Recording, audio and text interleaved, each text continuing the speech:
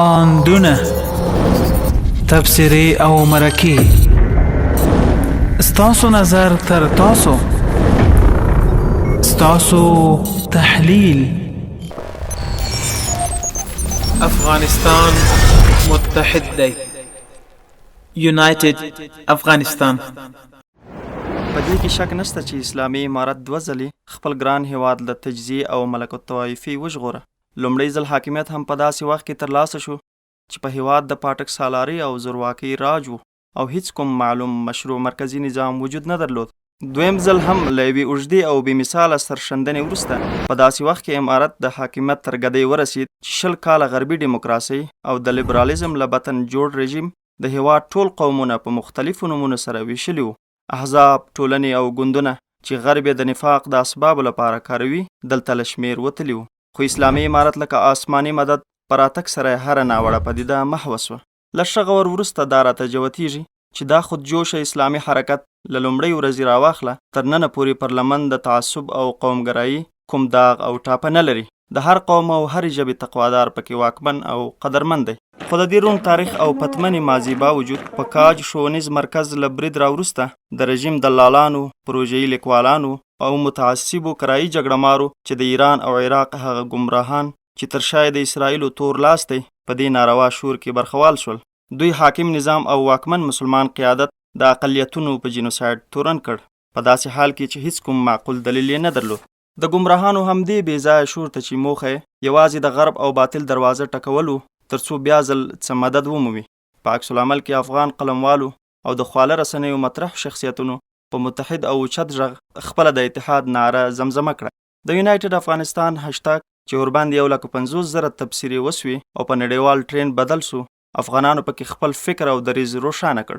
د نظام او قیادت معتدل کردار او د هیواد روان حالت یې د میډیا پر مخ ترسیم کړ. موږ له هغې بې شماره تبصرو دلته یو څو ستاسو مخې ته ږدو. آندونه تبصرې او مرکې ستاسو نظر تر تاسو ستاسو تحلیل. افغانستان متحد دی. یونایټډ افغانستان. انعام الله سمنگانی می نویسد اینجا مسجد و مدرسه، مکتب و پوهنتون، مرد و زن، جوان و پیر، سنی و شیعه، پشتون و هزاره، تاجیک و ازبک همه و همه قربانی شده و قربانی داده اند. اینجا خون همه سرخ و درد همه یک است. روح و پیکر ملت ما مجروح اما جدایی ناپذیر است. زخم ها باید مداوا شود.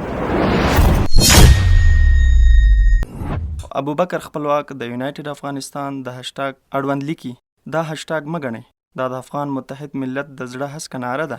دا د اتحاد زوږ او مسلسل ذکر دی، هغه زوږ چې د نشنلیستانو هیلې تر خاورو لاندې کوي.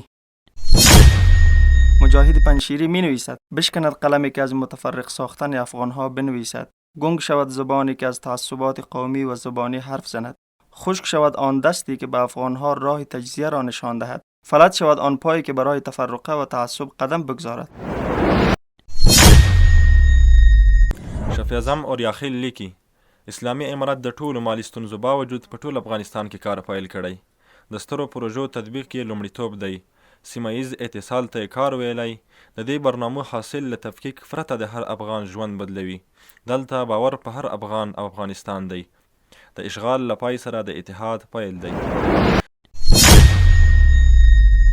قاری عبدالستار سعید لیکي له اسلامي امارت مخکې دوستم ځان ته پیسې چاپولې. هرات مستقل امیر درلود. په خیرخانې د ولسمشر او په چهاراسیاب د صدراعظم واکمني وه. ملت غرب کابل د لبنان د حزب الله غوندې ځان ته ډنګوله او یوه عملي تجزیې ته هر څه آماده و. الحمدلله چې امارت راغی او نفاق یې جارو کړ.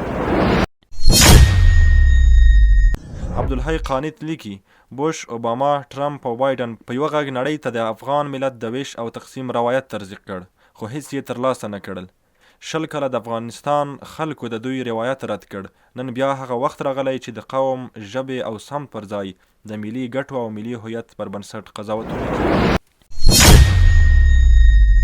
قدرت الله نیازی لیکي جو بایډن ویل چې افغانان هیڅکله واحد ملت نشي کېدلی. د خدای کارونه ګوره د ده تر ولسمشرۍ لاندې امریکا په خپل تاریخ کې تر بل هر وخت ډیره قطبي ویشلې او پاشلې ده او موږ په خپل تاریخ کې تر بل هر وخت متحد یو. چې پاتې یو افغان وي تل به دا افغانستان وي. آندونه تبصرې او مرکې ستاسو نظر تر تاسو، ستاسو تحلیل. افغانستان متحد دی.